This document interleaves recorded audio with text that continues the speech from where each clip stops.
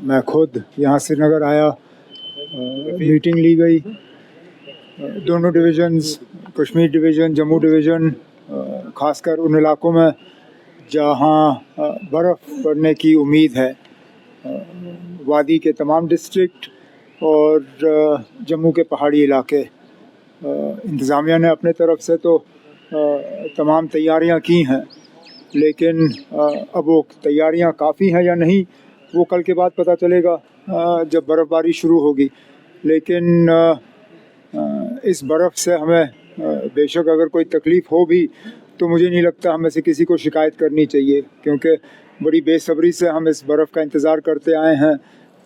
इससे एक तो जो हवा है वो थोड़ी बहुत साफ़ हो जाएगी, जो पोल्यूशन थोड़ा सा हमें देखने को मिला वो रुक जाएगा, और सही माने में जो विंटर टूरिस्ट सीज़न हमारा है वो शुरू हो जाएगा। लेकिन अपने तरफ से तो हमने तमाम तैयारियां जो हैं वो की हैं।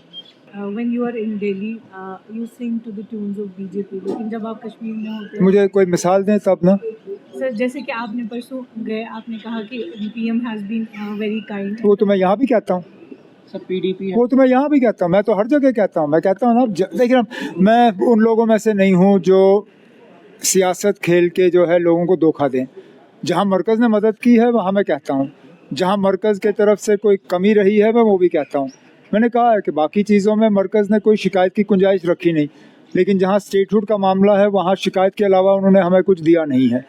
अब मैं किसी का दिल रखने के लिए झूठ बोलूँ ये गलत होगा, और ये मैं बात सिर्फ दिल्ली जाके नहीं कहता हूँ, मैं आपके सामने यहाँ कहता हूँ, मैं यहाँ जलसों में कहता हूँ, मीटिंगों में कहता हूँ, प्रोग्रामों में कहता हूँ। मैंने असेंबली में कहा, मेरी असेंबली की तकरीरें निकाली है श्रीनगर या जम्मू, मैंने बार बार यही कहा, जहाँ दिल्ली मरकज़ की हुकूमत ठीक करे मैं वहाँ शुक्रिया करूँगा, जहाँ गलत होगा मैं गलत को जो है गलत कहूँगा, और कुछ। सर मनरेगा बिल जो है that has been replaced by G RAM G bill, तो ना पहले तो अब ये नाम कहाँ से आया?